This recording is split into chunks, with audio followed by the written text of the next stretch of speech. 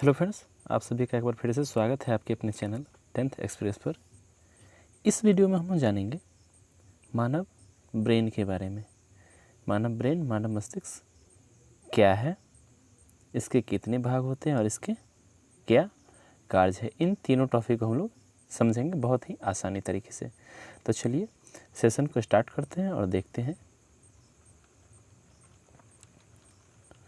पहला है हमारा मानव मस्तिष्क क्या है। तो बहुत ही सिंपल सा है। ये देखिए, ये रहा मानव मस्तिष्क।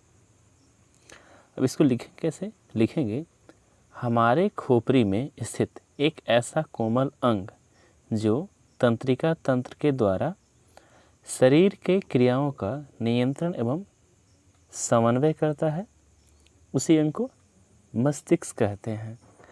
अब ये रहता क्या है उसके बारे में भी, यह खोपड़ी के मस्तिष्क गुहा या क्रेनियम के अंदर सुरक्षित रहता है।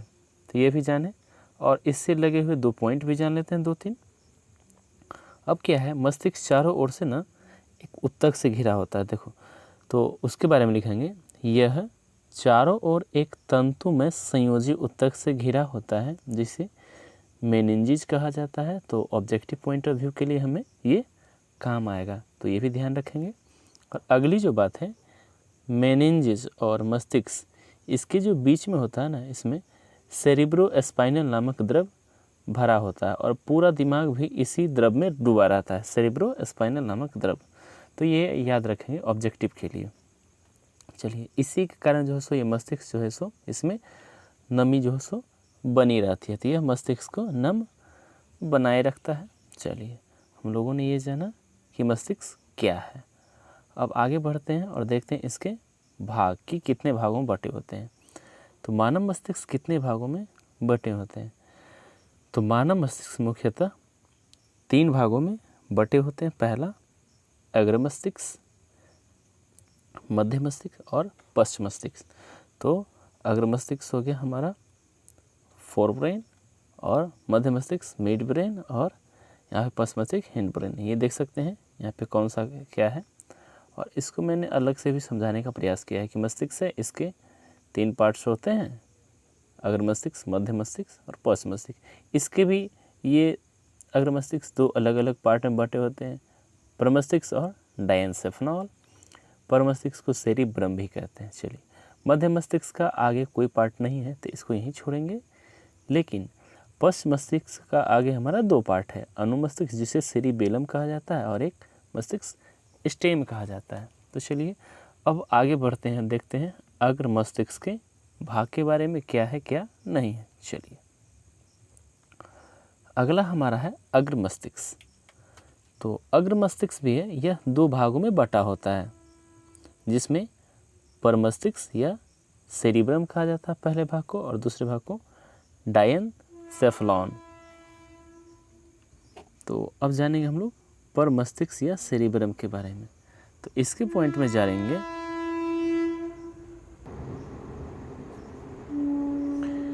इसके बारे में जानेंगे तो यह मस्तिष्क का सबसे बड़ा भाग होता है। कौन? तो ये प्रमस्तिष्क या सेरिब्रम। यह लगभग पूरे मस्तिष्क का 2/3 हिस्सा होता है, अर्थात पूरे मस्तिष्क का 2/3 हिस्सा कौन होता है? तो ये सेरिब्रम या प्रमस्तिष्क होता है। इसे बुद्धि एवं चतुराई का केंद्र भी कहा जाता है। इसके द्वारा अनेकों कार्यों का नियंत्रण एवं समन्वय किया जाता है, जो इस प्रकार है।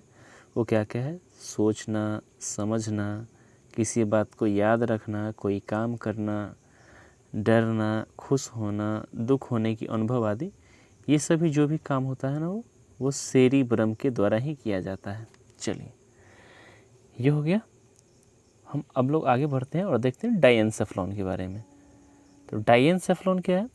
तो डायनसेफेलॉन से ज़्यादा कुछ खास काम नहीं होता है। इसका एक सिंपल काम होता है, वो है इसके द्वारा मुख्यतः तापमान, मतलब थोड़े या अधिक जो सो टेम्परेचर जो फील होता है, वो दर्द और रोने जैसी क्रियाओं का नियंत्रण किया जाता है। तो ये क्या आता है? डायनसेफेलॉन के द्वारा, जो कि ही अग्र मस्तिष्क का ही भाग है। चलिए, अब आते हैं तो मध्य मस्तिष्क। तो मध्य मस्तिष्क तो हम लोगों ने पहले बताया था कि मध्य मस्तिष्क का कोई भाग नहीं होता है, लेकिन ये करता क्या है वो जानेंगे। तो यह मस्तिष्क स्टेम के सबसे मस्तिष्क स्टेम के ऊपरी भाग में होता है मध्य मस्तिष्क। इसमें अनेक तंत्रिका कोशिका का समूह होता है, ये भी जाने हैं। और इसका काम क्या है, तो इसके द्वारा मुख्यतः आँख की कोशिकाओं को नियंत्रित किया जाता है। जैसे हमारा जो पलक झपकता है ना, इसकी कोशिकाओं को नियंत्रित कौन करता है, तो मध्य मस्तिष्क करता है।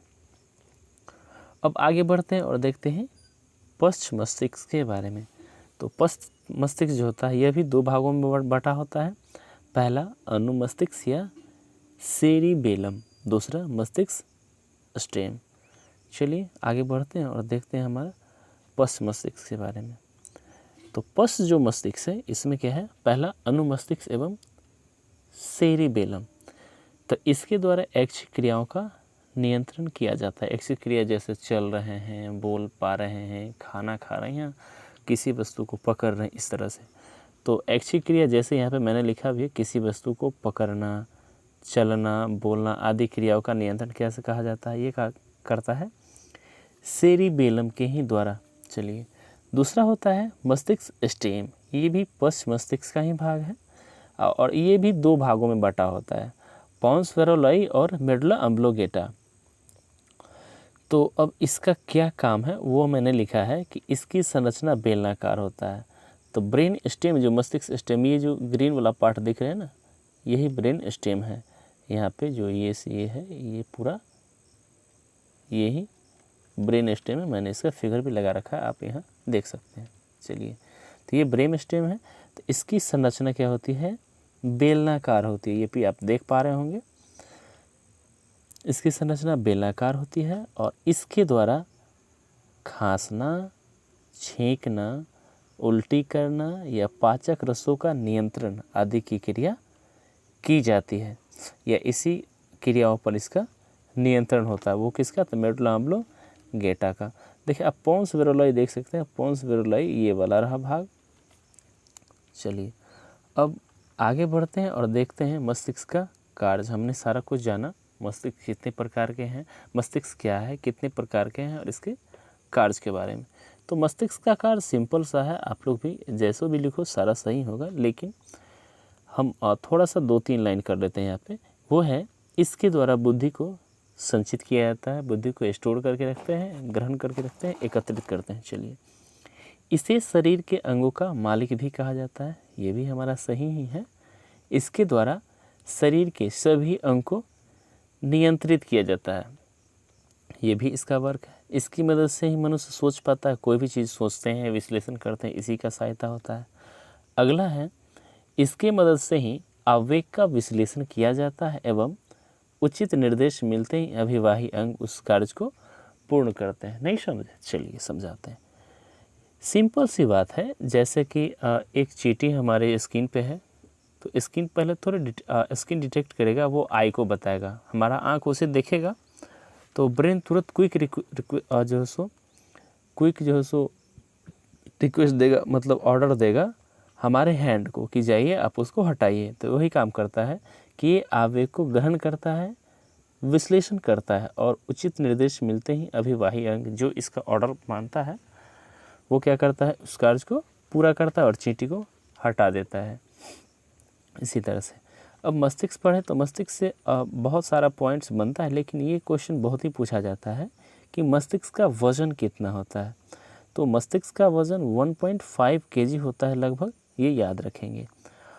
और एक और यहाँ से अलग से पूछा जाता है, सेरिब्रम को बुद्धि एवं चतुराई का केंद्र भी कहा जाता है। मैंने सेशन में भी बताया और लास्ट में भी बता रहा हूँ कि सेरिब्रम को ही बुद्धि एवं चतुराई का केंद्र कहा जाता है। और मस्तिष्क में क्या होता है ना, कि मस्तिष्क में ब्लड भी होता है 1650 ml लगभग, तो ये बात भी ध्यान आप लोग रखेंगे। चलिए मिलेंगे नेक्स्ट क्लास में, तब तक के लिए धन्यवाद। आप चाहें तो इसका स्क्रीनशॉट भी ले सकते हैं, मैं एक बार फिर से रिपीट कर देता हूँ। चलिए ये रहा, इसका ले लीजिए। ओके डन हो गया, इसका भी ले सकते हैं।